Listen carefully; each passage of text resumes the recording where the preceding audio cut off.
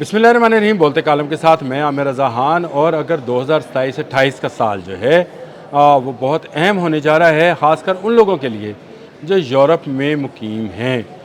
मैं डरा नहीं रहा, नज़र ऐसे आता है कि यूरोप पर एटमी हमला हो सकता है। बड़ी ख़बर है, बड़ी बात है जो मुंह से निकल रही है। अल्लाह ना करे कि ये बात सच हो। लेकिन मैंने जिस तरह से पहले भी एक व्लॉग में जब अदील साहब मेरे साथ थे तो मैंने ये बात कही थी कि यूक्रेन का ज़ेलेंस्की यहूदी है, यूरोप को घेर रहा है और यूरोप को एक बड़ी एटमी जंग में धकेल देगा। और ये इसी मकसद के लिए यूक्रेन का वज़ीर आज़म बनाया गया है, वज़ीर आज़म सदर जो भी है सरबराह बनाया गया है ताकि रूस के साथ की जंग करे, यूरोप इसको बचाने के लिए आए और उसके नतीजे में एक एटमी जंग छिड़ जाए। ये इज़राइल का एजेंडा है। अदील साहब भी हैरान हुए थे कि ये इज़राइल का कैसे एजेंडा है, तो मैंने उनको ऑफ कैमरा में ये बताया कि अदील साहब, इज़राइल ये चाहता है कि उसको तमाम यूरोपियन कंपनीज जो हैं वो अपना कारोबार शिफ्ट करें इज़राइल की तरफ, यानी इज़राइल एक महफूज कारोबारी जन्नत बने, यहाँ पर तमाम यूरोपियन कंपनी जाएं। ये इसी सूरत में मुमकिन है जब यूरोप तबाह कर दिया जाए। और आहिस्ता आहिस्ता आपको नज़र आना शुरू हो रहा है।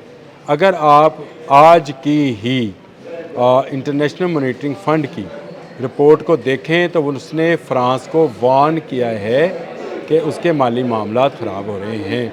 इन तमाम मुल्कों में जो मुल्क सबसे पहले गिरेगा फ़्रांस होगा। और फ़्रांस क्यों गिरेगा, सवाल ये भी है। मैं आता हूँ रूस की और यूरोप की जंग की तरफ, एटमी जंग की तरफ, लेकिन बात से बात निकलती है तो बात करना पड़ती है। भाई, फ़्रांस क्यों गिरेगा? आपको याद है फ्रांसीसी सदर मैक्रॉन ने दौरा किया था इज़राइल का और उसने बैतुल मुक़द्दस को अपना कहा था। कैथोलिक्स नहीं मानते हैं वो बात जो कि अमेरिकन क्रिश्चियंस मानते हैं कि यहूदियों को माफ़ कर दिया गया है, जो कि ज़ायनिस्ट हैं। ज़ायनिस्ट और कैथोलिक्स का आपस में यही बैर है। कैथोलिक्स जानते हैं कि मुबैना तौर पर जिसको वो समझते हैं कि वो हज़रत ईसा थे, हालांकि कुरान इसकी नफ़ी करता है कि ना हज़रत ईसा को फांसी दिया गया, ना उनको सलीब दी गई, यानी ना उनको कत्ल किया गया। इस सूरत में जो है किसी और को दिया गया था। लेकिन चले, इनकी उस नुक्ता नज़र से मैं बात ही कर लेते हैं। तो यहूदी उनके कातल थे जिसको मसलूब किया गया, जिसको सलीब दिया गया, जिसको तकलीफ़ दे मौत का शिकार किया गया, वो यहूदी थे। लेकिन ज़ायनिस्ट ने यहूदियों के साथ सुलह कर ली। फ़्रांस इसके सामने खड़ा है और फ़्रांस को गिराना इसलिए ज़रूरी है। आपको पता है कि टेरी मेरी सलीब वाला बंदा जिसको हिटलर कहते हैं, उसने भी यहूदियों के ख़िलाफ़ ही जंग शुरू की थी और वो यहूदियों को इस दुनिया का सबसे ख़तरनाक नापाक कीड़ा कहता था। इसीलिए वो इसे तल्फ़ करना चाहता था। वो कहता था जब तक ये हैं तब तक जो है ये मालियाती सिस्टम जो है इनके कब्ज़े में रहेगा। और इनके कब्ज़े में होने का मतलब है कि इनके पंजे के अंदर बंद रहेंगे। इल्हाम इक़बाल ने भी कहा था कि ये जो मगरिब है ये पंजा यहूद में है। पंजा यहूद क्या था? मालियात का पंजा था। अब फ़्रांस ने क्योंकि इसमें से निकलने की कोशिश की है, जर्मनी निकलने की कोशिश कर रहा है, तो सबसे पहले इनको तबाह कराया जाएगा। किससे? उस मुल्क से जो कि अपने मुल्क में इस्लामिक बैंकिंग ला रहा है, रूस। हैरानगी होगी आपको कि किसी इस्लामी मुल्क का मैंने नाम नहीं लिया। रूस अपने मुल्क में इस्लामिक बैंकिंग को फ़रोग़ दे रहा है। यूक्रेन से एक यहूदी सरबराह को उठाया जाता है, उसको इसी काम के लिए तैयार किया जाता है, वो जंग करता है, यूरोप को उसमें इन्वॉल्व कर लिया जाता है।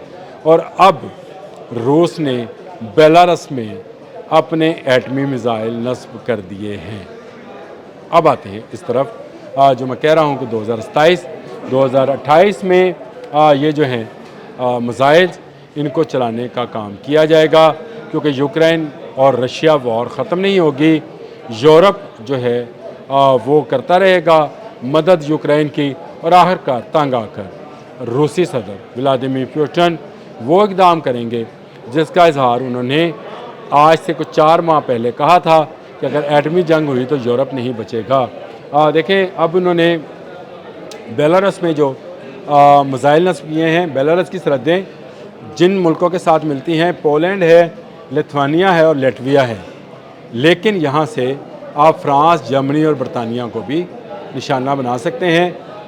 اسکینڈر ایم میزائل ہے جی، جس کو لگایا گیا ہے، یہ جدید ترین سسٹم ہے جو کہ ایٹمی وار ہیڈ لے جا سکتا ہے۔ اس کے علاوہ ہائپر سونک میزائل جو ہے اور شن میزائل جو ہے یہ بھی لگایا گیا ہے۔ ویڈیوز جاری کی گئی ہیں، تصاویر دکھائی گئی ہیں، آتے جاتے کی ان میزائلز کے ویڈیوز ہیں۔ دوسری طرف فرانس جو ہے وہ بھی تیاری کر رہا ہے ایٹمی حملوں کی۔ پچھلے دنوں خبر آئی کہ بہت قریب پہنچ گیا تھا، تقریباً 6 میٹر قریب رشین طیارہ برطانوی جہاز کے۔ اسی طرح ایک طرف فرانس اپنے ایٹمی تجربہ، ایٹمی مشقیں جو ہے وہ کر رہا ہے، اور دوسری طرف روس نے نہ صرف مشقیں کی بلکہ اس نے بیلاروس میں اپنے میزائل بھی نصب کر دیا، اور اس نے کہا کہ وہ کسی قانون کی خلاف ورزی نہیں کر رہا۔ امریکہ بھی یہی کر رہا ہے۔ کیا امریکہ نے یورپ میں اپنے ایٹمی میزائل نہیں رکھے ہوئے؟ اگر وہ رکھ سکتا ہے تو وائی ناٹ میں بھی رکھوں گا۔ لہٰذا یہاں سے حملہ کرنا زیادہ تیز اور زیادہ آسان ہے۔ ایک نیا لانچنگ پیڈ جو ہے بیلاروس کی شکل میں روس نے حاصل کر لیا ہے، جس سے وہ یوکرین کو بھی سبق سکھا سکتا ہے اور یورپ کو بھی سبق سکھا سکتا ہے۔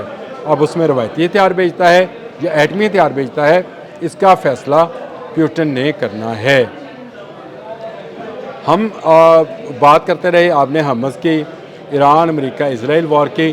اسرائیل نے جس یہودی کو، زیلنسکی کو اس مقصد کے لیے لگایا تھا، وہ پچھلے 5 سال سے اس کو کیا کہتے ہیں، تالو کا چھالا بنا ہوا ہے رشیا کے لیے، اور آخر کار وہ ایسے حملے کر رہا ہے۔ یعنی ابھی اس نے ایک سکول پر حملہ کیا ہے جس میں 6 بچے جو ہیں ہلاک ہوئے روس کے۔ تو کیا روس اس کو معاف کرے گا؟ برطانیہ، فرانس اور جرمنی یوکرائن کو بچانے کے لیے آئیں گے تو ایٹمی جنگ کا آغاز ہو سکتا ہے۔ اللہ نہ کرے یہ جنگ کا آغاز ہو، لیکن جو نظر آتا ہے کہ 27-28 تک ان ممالک کا جو کہ اسرائیل کے خلاف ہیں، رشیا بھی خلاف ہے، فرانس بھی خلاف ہے، ان دونوں کو آپس میں لڑوایا جائے گا، یورپ اس میں انوالو ہو جائے گا، اور یوں ایک بڑی جنگ ہوگی۔ جیتے گا رشیا، ابھی بتا رہا ہوں، کوئی پریڈکشن نہیں ہے، صرف اسلحے کے اور طاقت کے حساب سے بتا رہا ہوں کہ یورپ چھوٹے چھوٹے ملکوں میں تقسیم ہے، یہ نہیں جیتے گا۔ یوکرائن کا خاتمہ ہو جائے گا اور دوسری طرف یورپ کا خاتمہ ہوگا۔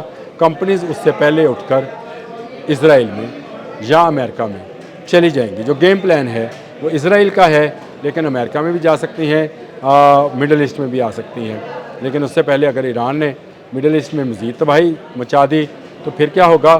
یہ پھر آنے والا سینیریو جو ہے اس چیز کو بتائے گا۔ یورپ البتہ محفوظ نہیں رہے گا۔ خبر ذرا بری ہے، ہمارے بہت سارے بھائی بند یورپ میں مقیم ہیں، وہ شاید میری اس بات سے اختلاف کرتے ہیں تو کمنٹ بھی ضرور کریں، مجھے کوئی اعتراض نہیں ہے آپ کیا کہہ رہے ہیں۔ میں آپ کو وہ بتا رہا ہوں جو مجھے سامنے نظر آتا ہے کہ بیلاروس میں ایٹمی میزائل کیوں لگائے جا رہے ہیں۔ فصل کاٹنے کے لیے لگائے جا رہے ہیں یا انسانی سروں کے مینار بنانے کے لیے لگائے جا رہے ہیں؟ ایٹمی جنگیں ہونی ہیں، ملحمۃ العظمیٰ، ملحمۃ الکبریٰ ہونی ہے، اس سے پہلے بہت بڑی تہذیبیں جو ہیں ان کا خاتمہ ہونا ہے۔ آخر تک جو ہے مسلم اور یہود آپس میں لڑتے رہیں گے، اس سے پہلے عیسائیوں کا تلا کما ہونا ہے، ان کو کسی ایک بلاک میں جانا ہے، اس کی تیاری کی جا رہی ہے۔ اگر آپ کو کچھ میری بات اچھی لگتی ہے تب بھی کمنٹ کیجئے، اختلاف ہے تب بھی کمنٹ کیجئے، مجھے کچھ نہیں ہے، مجھے آپ کی کمنٹ سے ہی رہنمائی ملتی ہے۔ اگر مزید رہنمائی ملے گی میں مزید ولاگ کروں گا، اس پر مزید ڈیٹیلز بھی آپ کو بتاؤں گا۔ میں نے جو ابھی آپ سے فرانس والی بات کی ہے اس کی ڈیٹیل بھی بتاؤں گا۔ میں آپ کو یہ بھی بتاؤں گا کہ جو اسلامک بینکنگ میں روس جو ہے کیوں جا رہا ہے، کیوں اس نے یہودی بینکنگ سسٹمز کے انکار کیا ہے۔ وہ کوئی اسلامی ملک نہیں ہے، لیکن اسلامک بینکنگ کیوں رائج کر رہا ہے، 2500 مساجد کھولنے کا اعلان کیوں کیا ہے ولادیمیر پوٹن نے۔ سوچئے آنے والے وقت میں کیا ہونے والا ہے، کیا نہیں، وقت تو بتاتا ہی ہے۔ ہم تو صرف آپ کو اندازے سے بتا سکتے ہیں. بتا دیا کہ 2027-28 جو ہے یورپ کے لیے مشکل سال ہو سکتا ہے. اب تک کے لیے اتنا ہی. اللہ حافظ.